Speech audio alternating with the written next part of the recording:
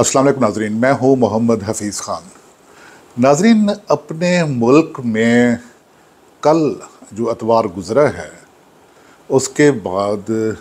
जो इदारों के टकराव की तरफ मामलात जा रहे थे वो ख़तरनाक सूरत हाल अख्तियार कर गए हैं। कल आप जानते हैं कि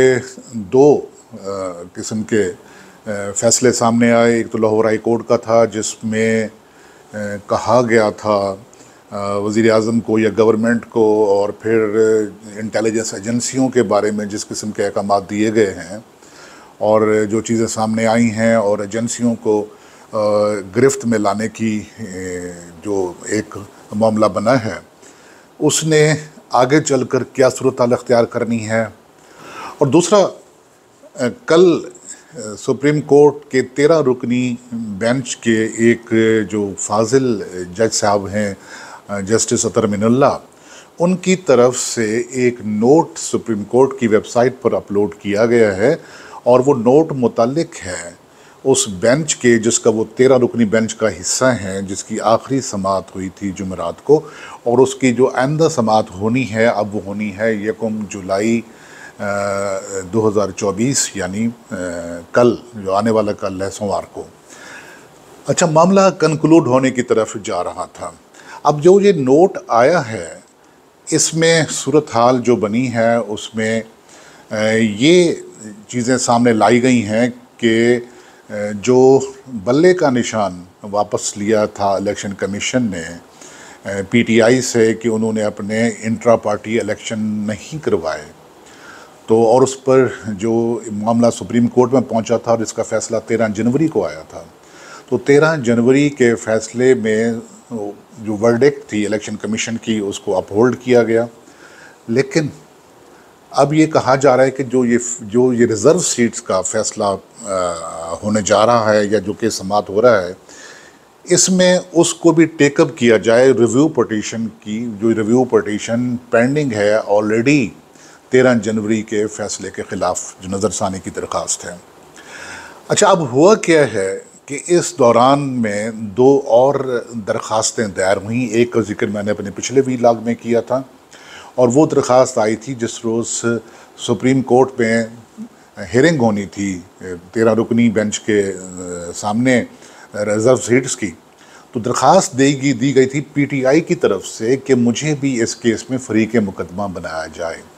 हालांकि पीटीआई का कोई क्लेम नहीं है कि ये उनकी रिज़र्व सीट्स हैं, बल्कि क्लेम सुन्नी इत्तेहाद कौंसिल का है कि वो जो आज़ाद अरकान जो पहले पीटीआई में थे उन्होंने इलेक्शन लड़ा और फिर वो शामिल हो गए सुन्नी इत्तेहाद कौंसिल में, और सुन्नी इत्तेहाद कौंसिल कहती है कि अब मुझे जो मेरा तनासुब है असम्बली में, कौमी असम्बली में या सूबाई असम्बली में, तो उसके मुताबिक मुझे मखसूस नशस्तें ख़वातीन वाली और अक़लियतों वाली भी अलाट की जाएँ। मामला ये है। लेकिन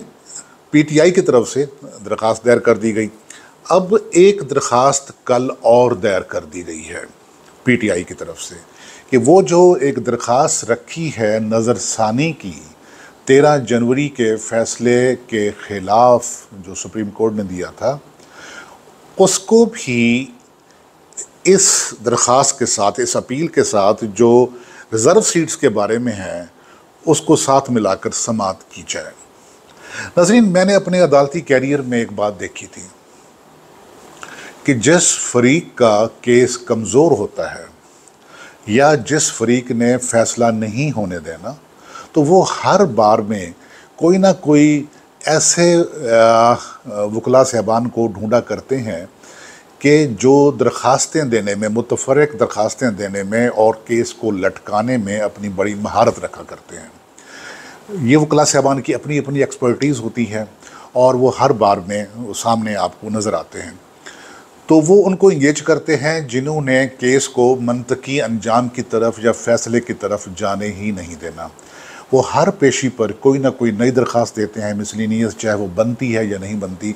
फिर वो दरख्वास्त, फिर उसका जवाब आता है, बहस होती है, दरख्वास्त खारिज हो जाती है, और जिस दिन दरख्वास्त खारिज हो जाती है उसके अगले रोज़ फिर एक और नई दरख्वास्त दे दी जाती है।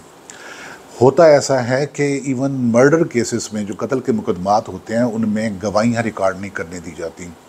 जो दीवानी मुकदमात होते हैं, सिविल केसेस, प्रॉपर्टी के हैं, ये मैरिज के हैं, दूसरे मामलात हैं, इनमें भी गवाहियाँ रिकॉर्ड नहीं करने दी जाती। जब एक फ़रीक अपने गवाह लेकर आता है जिसका केस मजबूत है, तो उसकी गवाही को रिकॉर्ड पे ना लाने के लिए दूसरा फरीक दरख्वास्त दे देता है, कोई ना कोई मिसलिनियस दरख्वास्त। तो अब सुप्रीम कोर्ट में भी यही हो रहा है कि 4 समातों के बाद जब 13 रुकनी बेंच अपने एक मंतकी नतीजे की तरफ बढ़ रहा था और पीटीआई या दूसरे लोगों ने, सुन्नी इत्तेहाद कौंसिल ने जब ये देखा कि ये फ़ैसला उनके हक़ में नहीं आ रहा, उन्होंने ऑब्ज़र्व किया या उन्होंने इम्कान इसका देखा, तो उन्होंने इस केस को लटकाने के लिए दरख्वास्तें देना शुरू कर दी।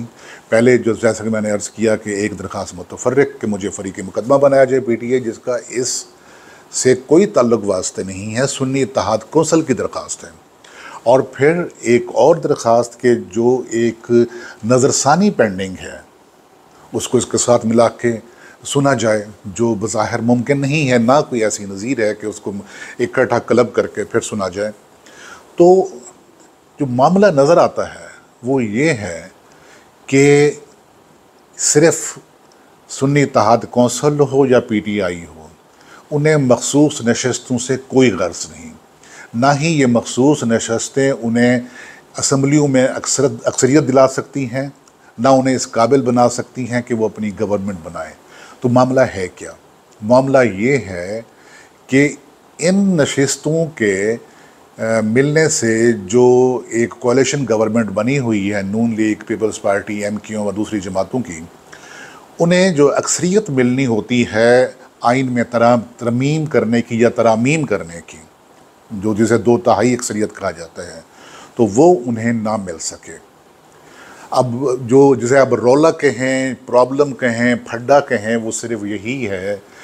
कि इसको इतना लटकाया जाए कि एक तो जो इस वक्त के चीफ जस्टिस हैं काजी फ़ायज़ ईसा, उनकी रिटायरमेंट का दिन करीबा पहुँचे और वो रिटायर हो जाएं, ये बेंच टूट जाए, फिर बेंच दोबारा बने और फिर जो हालात हों उसके मुताबिक देखा जाए, और उस वक्त तक कोalition गवर्नमेंट को अगर उन्हें आइन में तरमीम करने की हैसियत या स्टेटस हासिल होता है तो उससे उसे बाज रखा जाए। अब देखें, आइन में जो तरामीम होनी होती हैं वो लाजमी नहीं कि सारी तरामीम गैर कानूनी हो या वतन को नुकसान पहुंचाने के लिए हों या दूसरे चीज़ों के लिए हो। इसमें बहुत सारे मामलात ऐसे हैं कि जिनमें जो स्टेक होल्डर्स हैं रियासत के, उन्होंने देखा है कि कहाँ कहाँ पर किस तरीके से तरामीम करके इस आइन को मुतवाज़न किया जा सकता है मौजूदा हालात के मुताबिक। लेकिन ये बात बहुत सारे लोगों को, बहुत सारे और जो स्टेक होल्डर्स हैं अपने अपने मफादात के, उन्हें ये चीज़ कबूल नहीं है। तो ये मामला जिस तरीके से आगे बढ़ रहा है और जिस तरह टकराव की सूरत पैदा कर रहा है, और अगर खुदा ना खास्ता ये मामलात अपनी हद से आगे निकलने लगते हैं और जो एक सेटल्ड नॉर्म्स हैं, जो चीज़ें बनी हुई हैं, उसको तोड़ा जाता है, उसको फलांगा जाता है, तो फिर सूरत हाल जो सामने होगी तो उसमें सिस्टम ही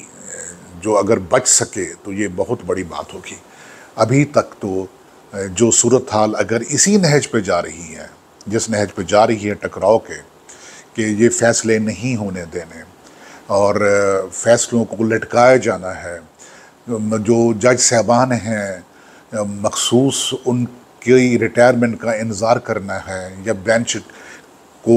तोड़ने की तरफ ले जाना है या बेंच टूटने की बात होनी है, तो इस तरीके से तो ये सिस्टम ख़तरे में दिखाई देने लगा है। इजाज़त दीजिए, खुदा हाफ़िज़।